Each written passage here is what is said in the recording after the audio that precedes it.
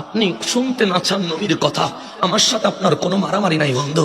আমি আপনার সাথে টাকা নিয়ে কোনোদিন বেজাল করি নাই, জমিন নিয়ে কোনোদিন মারামারি করি নাই। আমাকে গালি দেন, আমি দুটো চুমু দিয়ে দিব। আমার বাবাকে গালি দেন, আমি আপনার ঘরে মিষ্টি পৌঁছায়া দেব। আমার রাসূলকে কিছু বললে আমরা জিহ্বা কেটে ফেলবো। তাহলে নবী বলেন, রসুল বলেন, আসমান কেন সাজিয়ে আছে? ছোট্ট একটা প্যান্ডেল করলেন, কোটি সারা প্যান্ডেল আসেনি। কয়টা কোটি দিছেন? গণে শেষ করা যাবে না। আসমানের কোনো খুঁটি নাই, কিন্তু আসমান দাঁড়িয়ে আছে। জিজ্ঞেস করেন, আসমান তুমি এইভাবে সাজিয়ে আছো কেন?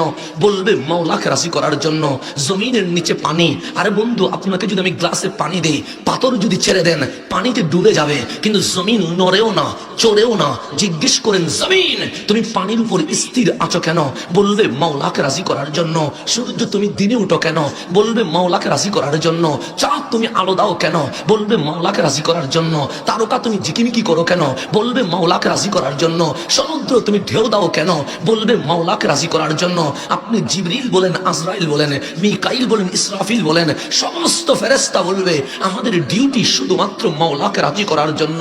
সমস্ত মাখলুকাত যখন বলছে আল্লাহ তোমাকে রাজি করতে চায়, তখন আল্লাহ বলছে ওয়ালা সাউফা ইউতিকা রাব্বুকা ফাতারদা। হাবিব, আমি আল্লাহ আপনি নবীরে রাজি করতে চাই। আপনি শুনতে না চান নবীর কথা। আমার সাথে আপনার কোনো মারামারি নাই বন্ধু। আমি আপনার সাথে টাকা নিয়ে কোনোদিন বেজাল করি নাই, জমিন নিয়ে কোনোদিন মারামারি করি নাই। আমাকে গালি দেন, আমি দুটো চুমু দিয়ে দিব। আমার বাবাকে গালি দেন, আমি আপনার ঘরে মিষ্টি পৌঁছায়া দেব। আমার রাসূলকে কিছু বললে আমরা জিহ্বা কেটে ফেলবো। আমরা রসুলের ব্যাপারে কোনো কম্প্রোমাইজ করব? আমরা নবীর ব্যাপারে কোনো ছাড় দিব না। আমরা রসুলের ব্যাপারে কাউকে ছেড়ে দিব না। এখন কোরআন আসলেন কার উপরে? আমার নবীর উপরে। তো নবী নাই তো কোরআন নাই। নবী আছে, কোরআন বলে লৌহে মাহফুজ থাকতে পারি নাই।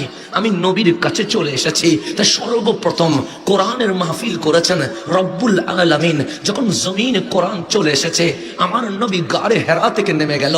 সর্বপ্রথম ডাক দিলেন, ইয়া আইয়ুহান নাস ইজতামিউ, এই মানুষ এদিকে এসো। তাআলাউ বিনা, আমি নবীর কাছে আয়, আমি নবীর কাছে আয়। আবু জাহেল চলে আসলো, আবু লাহাব চলে আসলো, উতবা সাইবা চলে আসলো, মক্কার নরনারী চলে আসলো। সবাই বললেন, কেন ডাকলেন, কেন ডাকলেন? আমার নবী বললেন, ইন্নাহু লাকুরআনুন কারীম। আমি নবী দুনিয়াতে এসেছি হাবিবুল্লাহ হয়া। আমি নবী এই জমিনে সর্বপ্রথম আল কোরআনের মাহফিল শুরু করব। তাহলে কোরআনের মাহফিল প্রথমে করেছেন কে? সেকেন্ড এই জমিনে করেছেন কে? রাসূলুল্লাহ। আমি কোন দিকে যাচ্ছি? আমি আপনাকে ধন্যবাদ দেই নাই, আমি আপনাকে মুবারকবাদ দেই নাই, আমি আপনাকে থ্যাংক ইউ ওয়েলকাম বলি নাই, আমি আপনাকে অভিনন্দন বলি নাই। আপনি নিশ্চয়ই রাগ করেছেন। মসজিদে নববীতে আমার রসুল চলে এসেছেন, মদিনায় মুনাওয়ারায় চলে এসেছেন। ছিল ইয়াসরা, নবী আসতে দেরি হয়ে গেছে মদিনা। মসজিদে নববী হয়ে গেল, পোস্টার হয়ে গেল। আজ তাফসীরুল কোরআন মাহফিল কবে? বক্তার নাম রহমাতুল লিল। দামি না অদামি? বেশি না কম?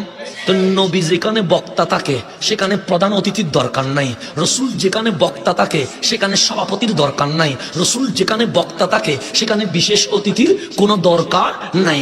আমি আসছি বলেই সভাপতি লাগবে, প্রধান অতিথি লাগবে, বিশেষ বক্তা লাগবে, প্রধান বক্তা লাগবে। নবীর চেয়ে কি বড় বক্তা এই জমিনে আর আসেনি? নাই। রসুল যখন বক্তা, সিদ্দিক আকবর তখন শ্রোতা, ফারুক আজম তখন শ্রোতা, উসমান জুন্নুরাইন তখন শ্রোতা, মাওলা আলী তখন শ্রোতা, আনসার মুহাজির সবাই শ্রোতা। আমার নবী মিম্বারে উঠে গেলেন, মাহফিল শুরু করতে লাগলেন। সর্বপ্রথম সালাম দিলেন। সালাম দেওয়ার পর আউযু বিল্লাহি মিনাশ শাইতানির রাজিম পড়লেন। এরপরে বললেন বিসমিল্লাহির রহমানির রহিম। এরপর আল্লাহর প্রশংসা করলেন, আলহামদুলিল্লাহি রাব্বিল আলামিন। এরপর নিজের উপর দরুদ সালাম পড়লেন। এখন মাহফিল শুরু করতে হয়। সর্বপ্রথম যারা এসেছে তাদেরকে ধন্যবাদ দিতে হয়, মাহফিল শুরু করতে হয়। যারা মাহফিল অ্যানাউন্স করেছে ওদেরকে ধন্যবাদ দিতে হয়। তো আমার নবীও আজকে ধন্যবাদ দিচ্ছেন। তুবা, একবার মুবারকবাদ, একবার ধন্যবাদ সে লিমান রাআনি, যে চোখ দিয়ে আমারে দেখেছে, ও আমানাবি, দেখার পর আবু জেহেল তাকে নাই, আবু লাহাব তাকে নাই, উতবা শাইবা তাকে নাই, নবীর কদমে ঈমান নিয়ে এসেছে। সুপ্রিয় দর্শক, যদি আমার এই ভিডিওটি ভালো লাগে থাকে তাহলে একটি লাইক এবং কমেন্ট এবং শেয়ার করে দিবেন। সাথে থাকবেন, আমি আপনাদের সাথে আছি। আসসালামু আলাইকুম ওয়া রাহমাতুল্লাহি ওয়া বারাকাতুহু।